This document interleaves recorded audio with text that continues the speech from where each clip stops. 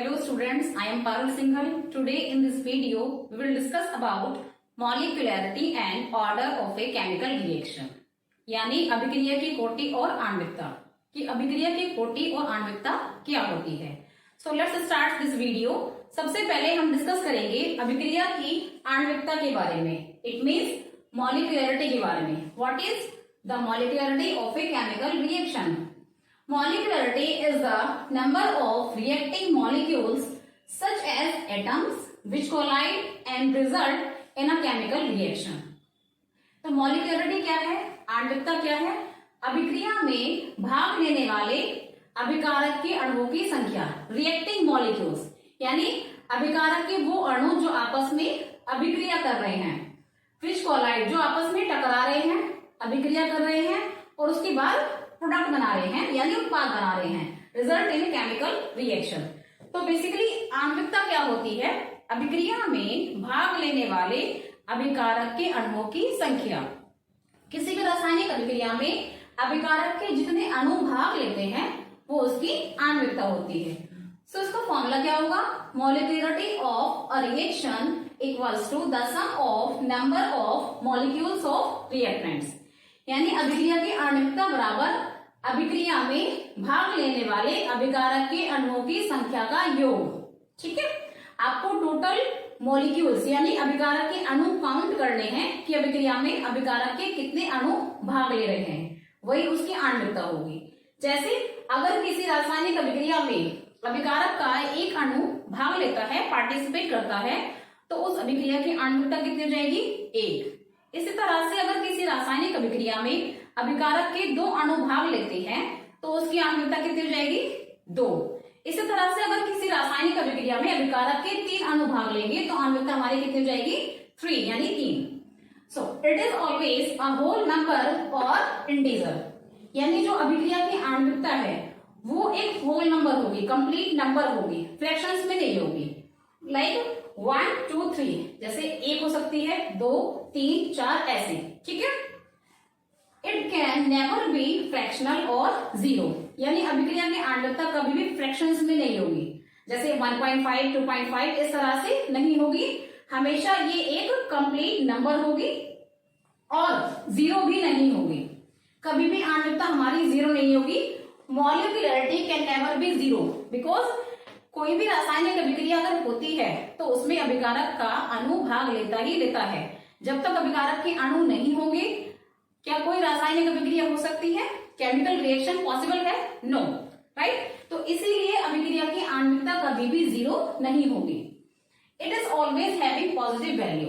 यानी जो अभिक्रिया की आणविकता है उसकी वैल्यू हमेशा पॉजिटिव होती है, कभी भी नेगेटिव नहीं होगी. अब हमारी जो आणविकता है उसके आधार पर केमिकल रिएक्शंस को क्लासिफाई किया गया है, वर्गीकृत किया गया है. ठीक है.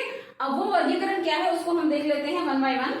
सबसे पहले हम बात करेंगे यूनिमॉलिक्यूलर रिएक्शन यानी एक अणुक अभिक्रिया. एक अणुक अभिक्रिया क्या होती है? Unimolecular reaction.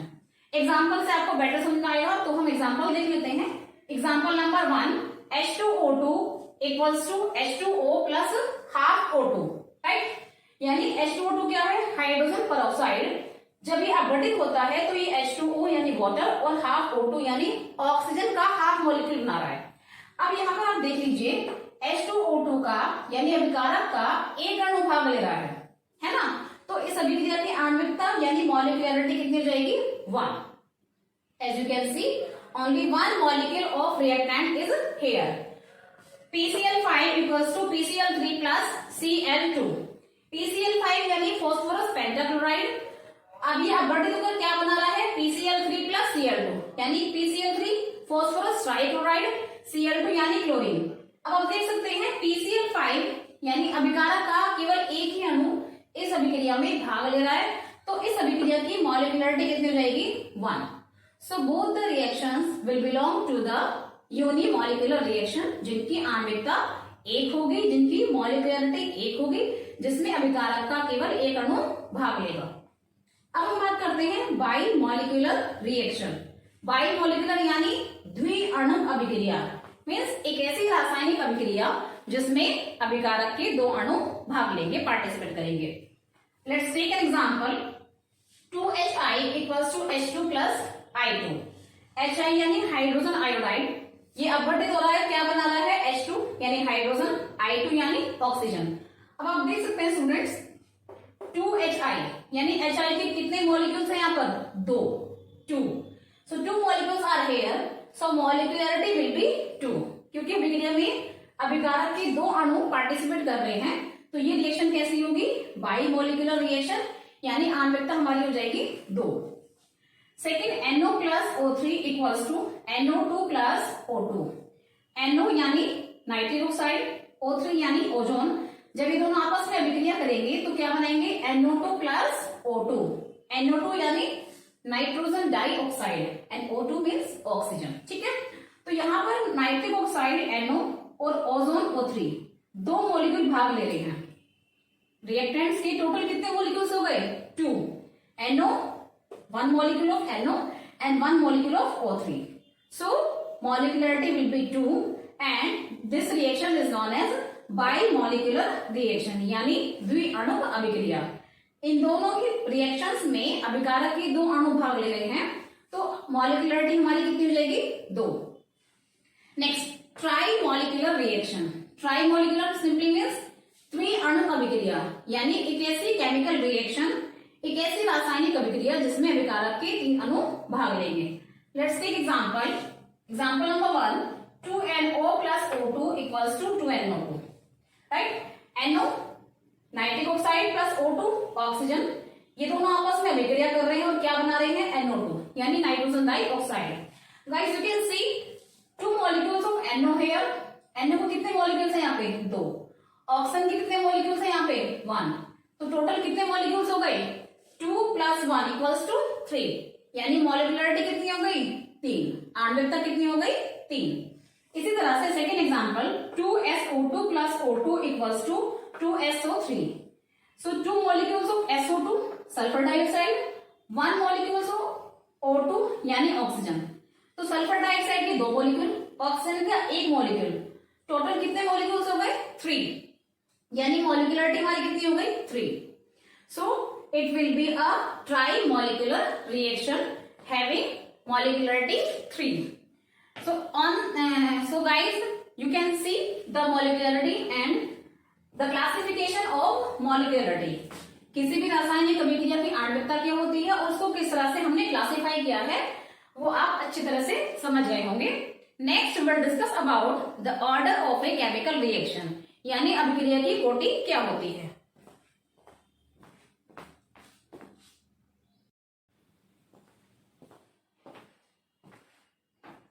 ओके स्टूडेंट्स, अब हम बात करते हैं ऑर्डर ऑफ अ रिएक्शन, यानी अभिक्रिया की कोटि के बारे में। कोटि क्या होती है?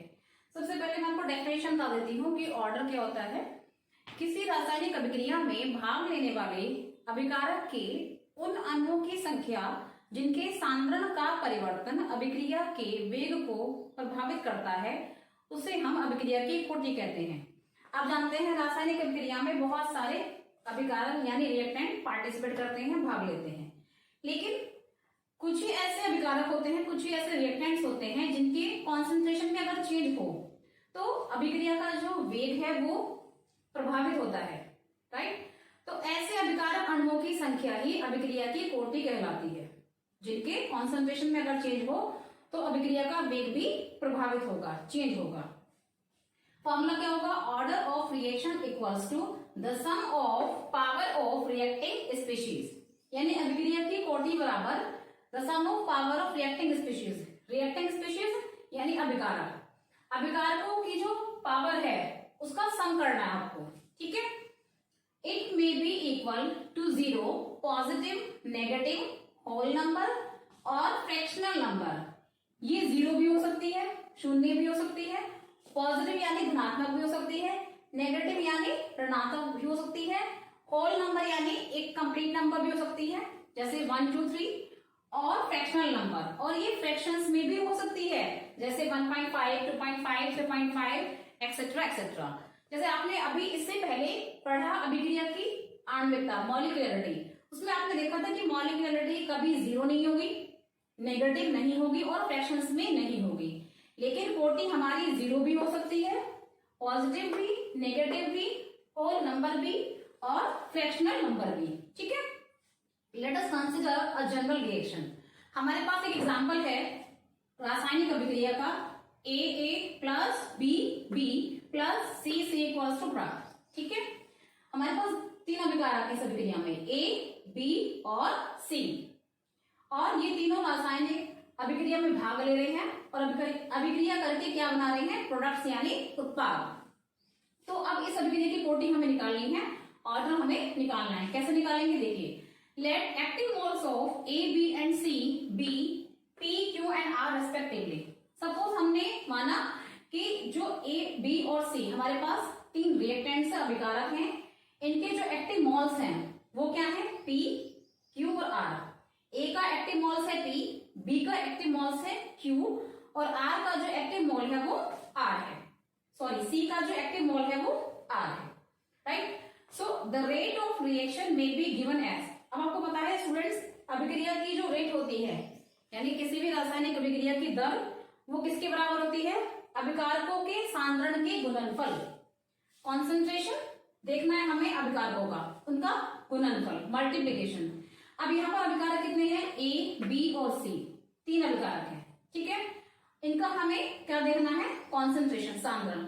आपको पता है कॉन्सेंट्रेशन को हम ऐसे ब्रैकेट में रिप्रेजेंट करते हैं, तो रेट बराबर क्या हो जाएगी, के क्या है हमारा, वेग स्थिरांक, अभिक्रिया का वेग स्थिरांक। अब अभिकारकों का गुणनफल, अभिकारकों के सांद्रण का गुणनफल। तीन अभिकारक हैं ए, बी और सी।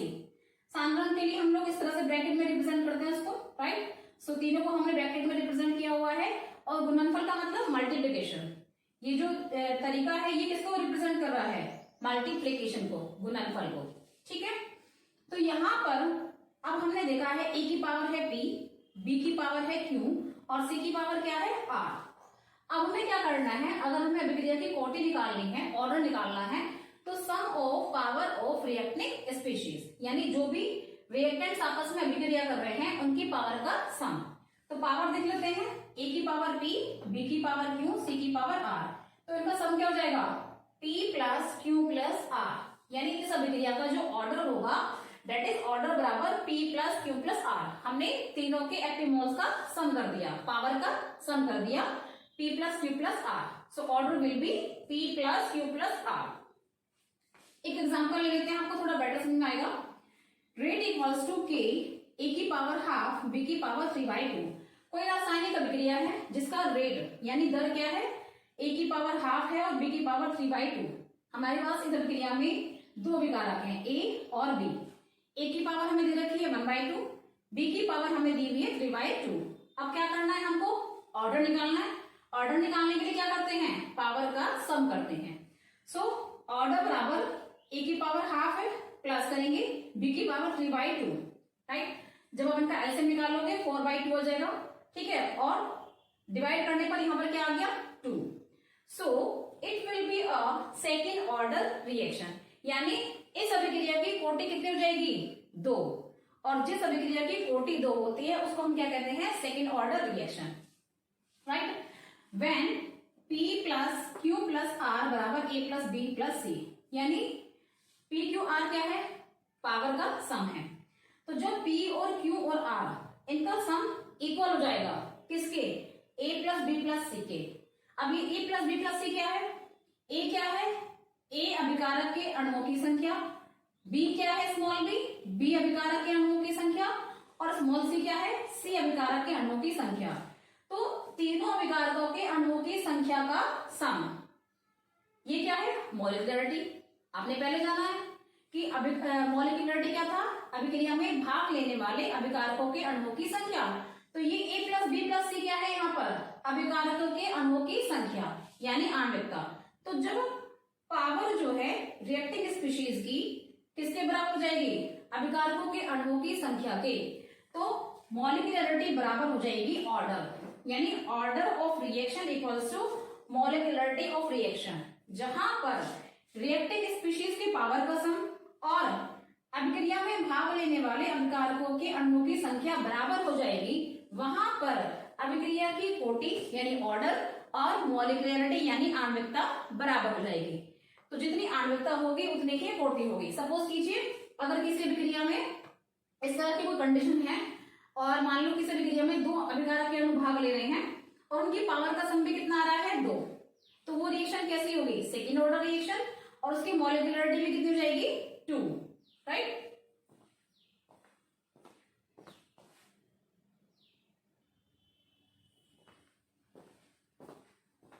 Okay, let's talk about different order reactions. अभी जैसे हमने मॉलिक्यूलरिटी को क्लासिफाई किया था unimolecular reaction, by molecular reaction and try molecular reactions में, उसी तरह से हमारी जो ऑर्डर है, हमारा जो अभिक्रिया की कोटि है उसको भी क्लासिफाई किया गया है। So different order reactions, order के बेसिस पर रिएक्शन कितने तरह की होती हैं। सबसे पहले हम बात करते हैं जीरो ऑर्डर रिएक्शन की, यानी एक ऐसी अभिक्रिया जिसकी जो कोटि होगी वो शून्य होगी, that is known as zero order reaction. Let me give you example, H2 plus Cl2 equals to 2HCl। हाइड्रोजन यानी H2 Cl2 यानी क्लोरीन आपस में अभिक्रिया कर रहे हैं और क्या बना रहे हैं, हाइड्रोजन क्लोराइड HCl के 2 अणु। इस अभिक्रिया की जो कोटि होगी वो कितनी होगी, शून्य यानी 0। देखिए हमने बात करी है कि कोटि क्या है, अभिक्रिया में भाग लेने वाले अभिकारकों के उन अणुओं की संख्या जिनके सांद्रण का परिवर्तन अभिक्रिया के वेग को प्रभावित करता है। नॉट ऑल रिएक्टेंट्स, सिर्फ वो अभिकारक के अणु जिनके सांद्रण का परिवर्तन, कॉन्सेंट्रेशन में चेंज अभिक्रिया के वेग को चेंज करेगा, वो अभिकारक। अब यहाँ पर हाइड्रोजन और क्लोरीन, अगर हम इन दोनों की ही कॉन्सेंट्रेशन को चेंज करते हैं तो HCl के ऊपर HCl यानी HCl के बनने की दर यानी इस अभिक्रिया की जो रेट है उस पर कोई प्रभाव नहीं पड़ता है। तो ये अभिक्रिया कैसी हो गई, जीरो ऑर्डर रिएक्शन। चाहे आप H2 की कॉन्सेंट्रेशन में चेंज करें या आप Cl2 की कॉन्सेंट्रेशन में चेंज करें, but the rate of reaction will not be change, यानी उस पर कोई प्रभाव नहीं पड़ेगा। तो ये अभिक्रिया कैसी हो गई, जीरो ऑर्डर रिएक्शन, शून्य कोटि अभिक्रिया। Second, first order reaction. First order यानी प्रथम कोटि की अभिक्रिया जिसकी कोटि कितनी हो जाएगी, 1। एग्जाम्पल देख लीजिए, C12H22O11 plus H2O equals to C6H12O6 plus C6H12O6। ये हमारा है ग्लूकोज और ये हमारा क्या है, फ्रक्टोज। और आपको पता है C12H22O11 क्या है, शुगर, यानी शुगर का जब जल अपघटन होता है तो ग्लूकोज और फ्रक्टोज का एक एक अणु बनता है। इस अभिक्रिया में आप देख सकते हैं C12H22O11 यानी शुगर और H2O अभिकारक के 2 अणु भाग ले रहे हैं, राइट। लेकिन अब इस अभिक्रिया की अगर हम आणविकता की बात करते हैं तो आणविकता कितनी हो जाएगी, 2। मॉलिक्यूलरिटी कितनी होगी, 2। क्यों, क्योंकि शुगर का 1 मॉलिक्यूल और H2O का 1 मॉलिक्यूल, टोटल कितने मॉलिक्यूल्स हो गए, 2। तो मॉलिक्यूलरिटी तो 2 होगी, बट इसकी जो कोटि होगी वो कितनी होगी, 1। क्यों, क्योंकि H2O यानी वाटर की कॉन्सेंट्रेशन में चेंज करने पर इस अभिक्रिया के रेट पर कोई इफेक्ट नहीं पड़ता है। अगर आप इस अभिक्रिया में वाटर यानी H2O का कॉन्सेंट्रेशन चेंज करते हैं तो उस अभिक्रिया के रेट पर, दर पर कोई प्रभाव नहीं पड़ेगा। इसीलिए बचता क्या है, शुगर, यानी शुगर के कॉन्सेंट्रेशन में चेंज होगा तो अभिक्रिया का वेग भी चेंज होगा।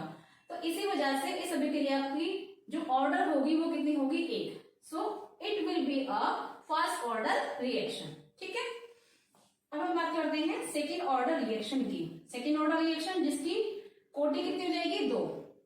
एग्जाम्पल देख लीजिए, CH3COO C2H5 plus NaOH equals to CH3COO plus C2H5OH। अब इस अभिक्रिया की हम बात करें तो अगेन ये जो अभिक्रिया है इसकी मॉलिक्यूलरिटी कितनी हो जाएगी, 2। एक मॉलिक्यूल हमारा CH3COO C2H5 यानी इथाइल एसीटेट का और एक NaOH का यानी सोडियम हाइड्रोक्साइड का, टोटल 2 मॉलिक्यूल हो गए। मॉलिक्यूलरिटी हो गई 2 क्योंकि अभिकारक के 2 अणु भाग ले रहे हैं। अब बात करते हैं ऑर्डर की, कोटि की। तो ethyl acetate CH3COO C2H5 and NaOH ये दोनों ही अभिकारक ऐसे हैं इस अभिक्रिया में जिनके कॉन्सेंट्रेशन में अगर चेंज होता है तो अभिक्रिया का जो वेग है वो चेंज होगा, ठीक है। इसको भी चेंज करने पर, यानी अगर आप इसका कॉन्सेंट्रेशन चेंज करोगे और इसका भी कॉन्सेंट्रेशन चेंज करोगे दोनों के कॉन्सेंट्रेशन को चेंज करने पर अभिक्रिया का जो वेग है वो प्रभावित होगा। तो इसी वजह से इस अभिक्रिया की कोटि कितनी हो जाएगी? 2, यानी it will be a second order reaction. तो अगर देखा जाए तो इस अभिक्रिया की कोटि भी 2 है और आणविकता भी 2 है। Molecularity equals to 2 and order equals to 2। Let's talk about third order reaction, यानी एक ऐसी अभिक्रिया जिसका कोटि कितनी होगी? 3। Let's take an example, 2NO plus O2 equals to 2NO2। NO यानी नाइट्रोजन ऑक्साइड प्लस O2 यानी ऑक्सीजन, जब आपस में विक्रिया कर रहे हैं तो क्या बना रहे हैं? NO2 nitrogen dioxide. अगर इसकी हम मॉलिक्यूलरिटी की बात करते हैं तो 2 मॉलिक्यूल्स NO के और 1 मॉलिक्यूल ऑक्सीजन का, टोटल कितने मॉलिक्यूल हो गए? 3। तो आणविकता कितनी हो गई? 3, और इसकी कोटि भी 3 ही है, because if concentration of NO will be change and concentration of O2 will be change, so it will direct effect the weight of this reaction. यानी NO और O2 दोनों के ही कॉन्सेंट्रेशन में चेंज होने पर अभिक्रिया का जो वेग है वो प्रभावित होगा। इसीलिए इस अभिक्रिया की कोटि कितनी हो जाएगी? 3, यानी it will be a third order reaction. और मॉलिक्यूलरिटी भी कितनी है इस अभिक्रिया की? 3, क्योंकि अभिकारक के 3 अणु इसमें भाग ले रहे हैं। So molecularity equals to 3 and order equals to 3। So students, I have discussed with you the molecularity and order of reaction and how we will classify the chemical reaction on the basis of molecularity and order. I hope you will understand both the topics clearly. In next video, I will discuss another new topic.